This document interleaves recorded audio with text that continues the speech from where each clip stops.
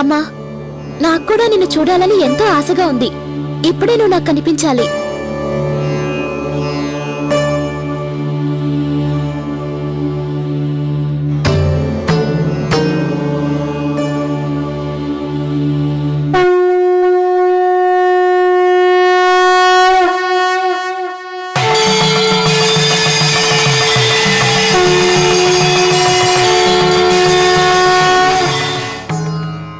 దేవి,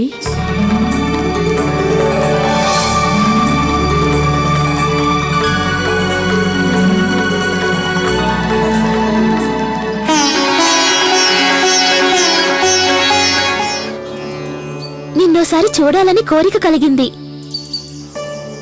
అలాంటి అర్థం లేని కోరికలు రాకూడదు కదా తల్లి. అంటే నిన్ను పిలవడం తప్ప?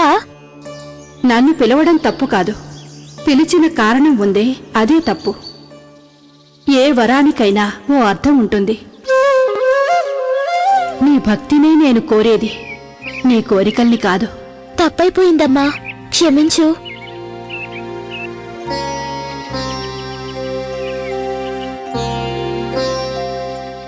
అమ్మా, నీకు అభిషేకం చేయాలని ఆశగా ఉంది.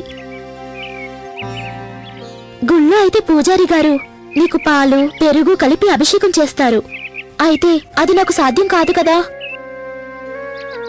నువ్వు నీ మనసులో ఏ విధంగా ఊహించుకుంటావో అదే విధంగా ఈ కొలంలో నీళ్లు మారతాయి.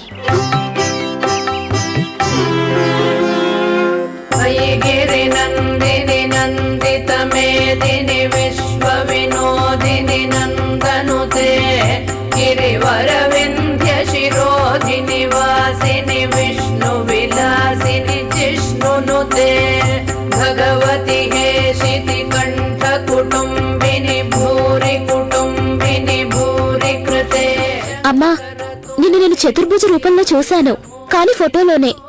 నిన్ను నిజంగా అలా చూడాలని ఉందమ్మా.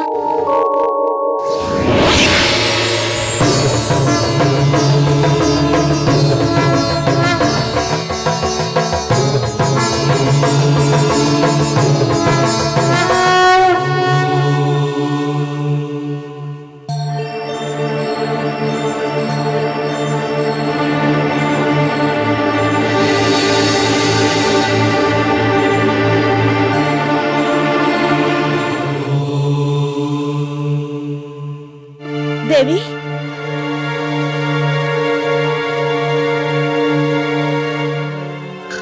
దేవి,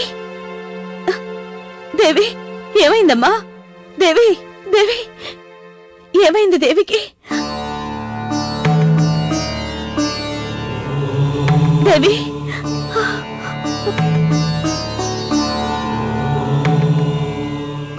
ఆందోళన పడనక్కర్లేదు. మధ్యాహ్నపు ఎండ కారణంగా కళ్ళు తిరిగి సొమ్మసిల్లి పడిపోయింది అంతే.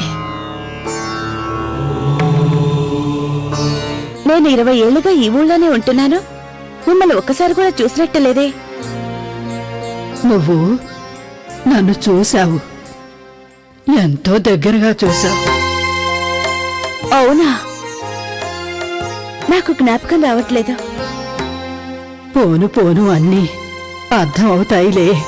ఒక క్షణంలో వస్తాను.